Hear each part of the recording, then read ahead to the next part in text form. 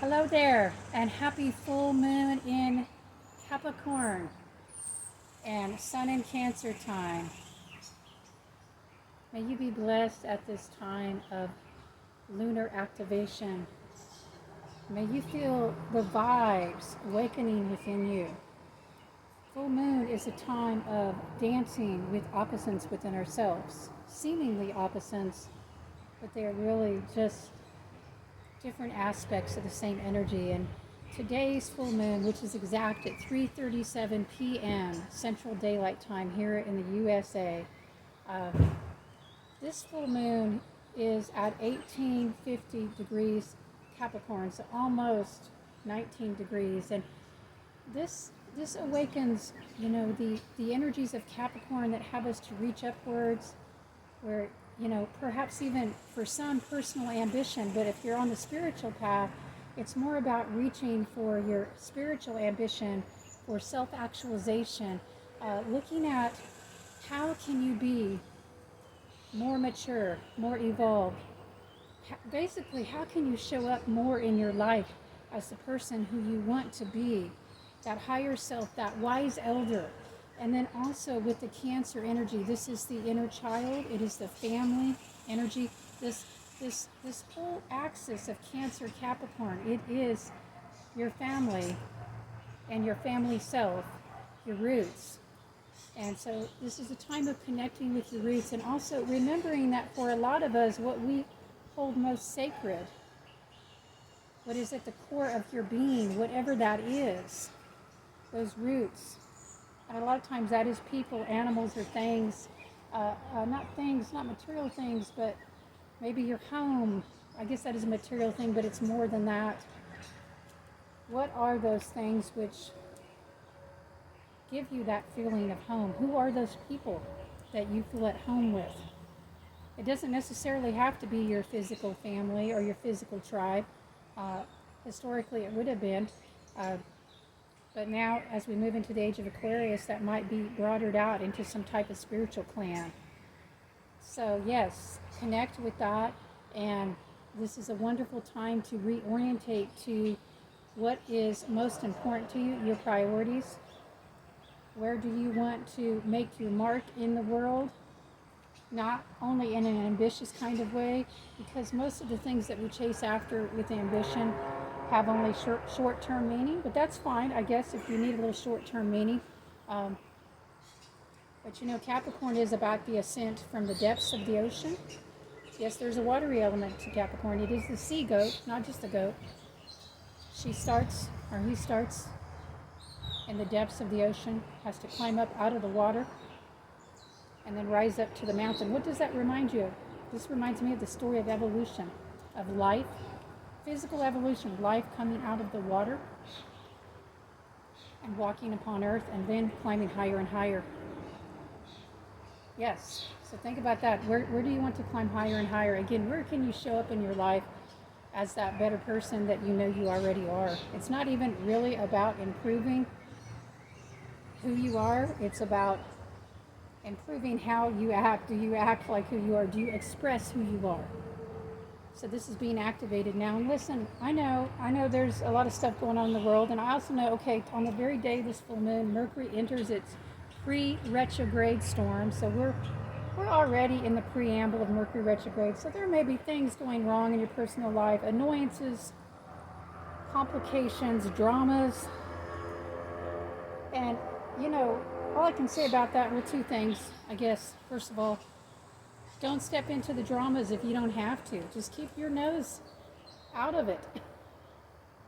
You don't have to get involved, and if you're not already personally involved, and if it's not up to you to fix it, and listen, most of it isn't.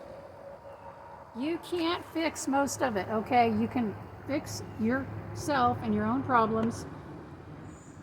Sometimes. Sometimes we can't even do that, right? So we need to go get help for that. But it's just not up to you to fix the whole world, and especially other people in your life. If they don't want helping, if they don't want fixing, and by the way, nobody wants to be fixed. That's the other thing too. I mean, how do you think that makes them feel if you're trying to fix them? Okay, don't do that. That's not helping anybody, okay? But you can try to encourage them. I've talked about this before. Don't try to fix anybody. Really, don't even try to help them. I mean, if it's real help, yes, but so many times people call trying to fix somebody, helping them. Try to help them help themselves. Try to encourage them. Try to help them find the light within themselves, you know. And one of the best ways you can do that, guess what? Is to find the light in yourself. And that relates back to the light of this Capricorn full moon. Because it shows us that we must become our own inner authority. You know, we are born children, and our bodies grow up if we're lucky, if we live long enough. But do our minds grow up? Do our spirits mature? You know, have you matured? Are you, you know, in what ways are you still acting childish? And, you know, it's fine to have your inner child, and it's fine to play and to have fun. In fact, it's necessary. You must be a child before you can become an adult. And some of you, maybe you do need to allow yourself to be more childlike. That might be something to work on in your healing. I will say that. But there is childlike. I mean, Jesus did say you must become like a child to enter the kingdom of heaven. To me, that means you must first go through that stage of being open, and we go through it over and over again, of always knowing that we don't know, and being open to learn, being open to be guided.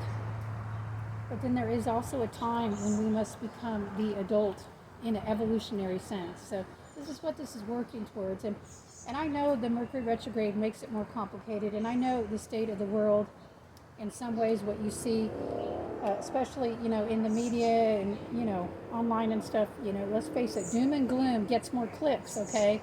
So they're not reporting as much on the good stuff, okay? And a lot of us don't report on the good stuff in our own life.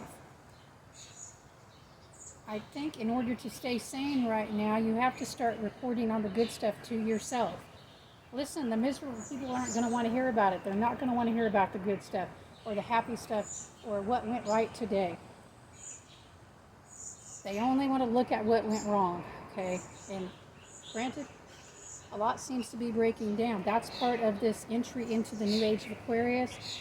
And, you know, Pluto is, you know, in the early stages of Aquarius. And that means we've got to break down the old. We've got to process it out, okay? We've got to release it. We have to purge. It's going to be difficult. But we don't have to make it harder on ourselves. Do you want to do that? Don't make it harder on yourself. So try to stay in touch with perspective, higher perspective, I should say. That's why we look at the cosmic energies. That's why we open our eyes to the signs. That's why we reach out to our ancestors on the other side and our loved ones. And we work with our guides, if not to get a higher perspective, to be guided by something beyond what our limited human eyes see. But you can expand your human vision. That's called intuition. Intuition is expanded human vision. So let your intuition show you where to look. Look for the signs of encouragement. And speaking of that, even though we do have some heavy astrological energies, we also have this beautiful magic triangle happening around the same time as the full moon. And what this is, it doesn't involve the full moon directly, but it is occurring at the same time. So we have Uranus just entered a new sign, a Gemini. Now it'll go back into Taurus. We're still on the cusp. We're in a transitional time, but it's, for now, it's in that 0 degree mark at Gemini. And it's making a lovely supportive trine with Pluto. That Pluto in Aquarius I just mentioned. An air trine. So the communications are being enhanced. And air lifts us up. It creates a chance for perspective. It gives us a higher perspective. If we're open to it, it can help us to be lighter, to not feel so weighed down. And then in the middle of this nice trine, and trine just means what it says. It's, you know, in a 120 degree angle. And in the middle of that, there is a Saturn-Neptune conjunction, which, you know, that can be like a wet blanket. That's one of those ones people are concerned about because it can enhance and increase. Enhance isn't the right word. It can just increase confusion and despair or depression or self-doubt. So if you've been feeling those things right now, yeah, well, they're probably within you. I don't think the planets really cause it, but they do bring up what is unhealed within us.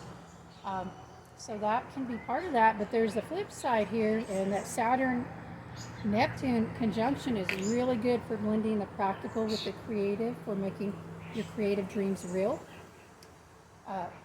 For having inspiration and a spiritual vision, a creative vision, and then also having that practical, pragmatic vision of what the steps are that you need to get there, at least the next step. So think about it planetarily, cosmically, that Neptune is the dream, the spiritual dream, the ideals you have. It's very otherworldly, very, very creative in a sublime sense, in a very spiritual sense.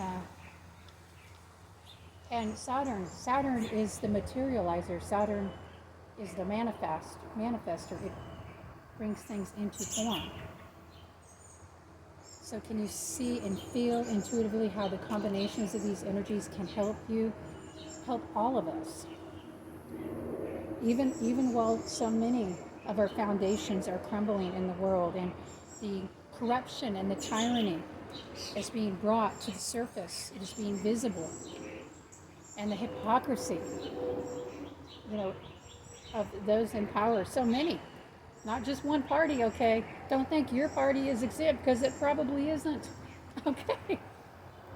The old power structures must crumble, they do, under these types of influences. And so it's understandable a lot of us feel hopeless at times, depressed, and yet in the midst of this, there is this beautiful opportunity to manifest a higher vision for ourselves, for your family, for your community, for your region, and ultimately for larger regions and the collective. I mean, the collective, I don't speak of that too much, because the collective is built up of the smaller units. It's if you're familiar with, some of the quantum speak, each little part is a holon, Holon, okay?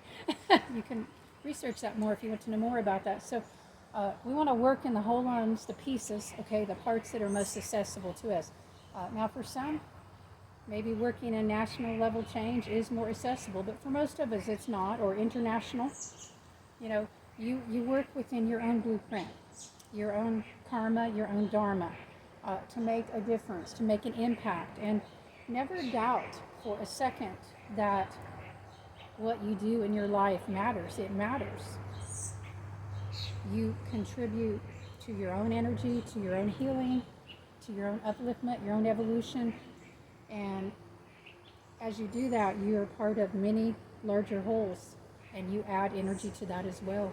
So even though you may feel alone at times, you may feel separated, you may even feel ostracized, or kicked out of the tribe, or whatever it is you're dealing with.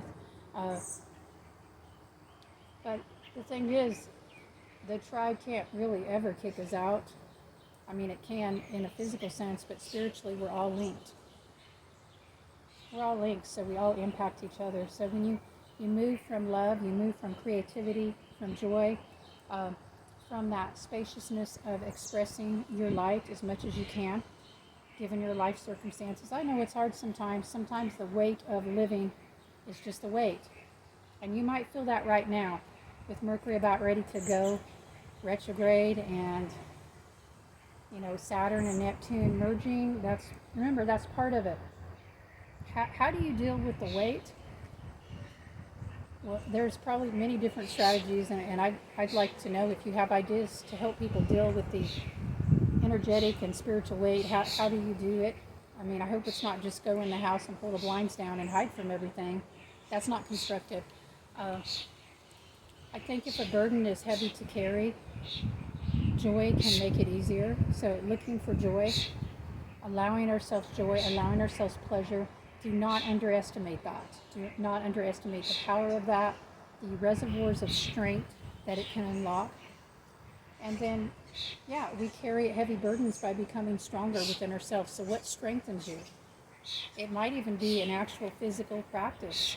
Many people do find that their ability to withstand stress and to carry emotional burdens is increased through doing some form of challenging exercise for themselves. physical exercise. And by the way, challenging exercise is going to vary what that means person to person. For some people, getting off the couch and walking around the block is a challenging exercise. So, yeah, you start where you're at and don't hurt yourself. But that's a tip. That's a tip. 2 tips. Joy and exercise. Okay. Yes, happy full moon and happy magic triangle. And remember, the magic triangle again is that Saturn-Uranus sitting in the middle of Saturn-Neptune sitting in the middle of the beautiful Uranus-Pluto trine. So this really offers some hope for humanity, for the planet. I don't know if I mentioned, this is probably the most significant configuration of our lifetimes. Certainly, maybe even of this century. It's very important. And it's happening now at the same time as this full moon, but it continues on for some time, and you can research more about that if you want to. I'll probably have more videos in the future on the magic triangle, on the beautiful trine with Pluto and Uranus, and then Saturn and Neptune sitting in the middle. Because understand, these larger bodies, these outer planets or planetoids, they move slow. So their configurations, their transits shape both our personal lives and the destinies of nations, of continents, the future paths of humanity, PATHS, the pathways of humanity, will be shaped by this for better or for worse. So hopefully we'll steer away, enough of us will still steer away from fanaticism in your life. And by the way, if you're fanatic about something that seems good and worthwhile, you're still fanatic. And fanatics and zealots do things to other people that are not kind. So don't let yourself, I'm just going to say that the highest version of yourself may not be a fanatic. Now, are there some exceptions? Yeah, Joan of Arc was probably an exception, okay? There's always exceptions to the general rule, but most of us aren't yet ascended masters, or if we are, maybe we all are, and we've forgotten, and we're trying to find our way back to that. So generally, extremes do not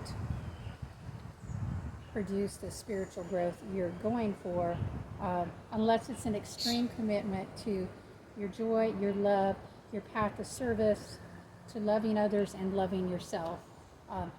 But love doesn't have to be extreme. Love can be heroic, and it can sacrifice.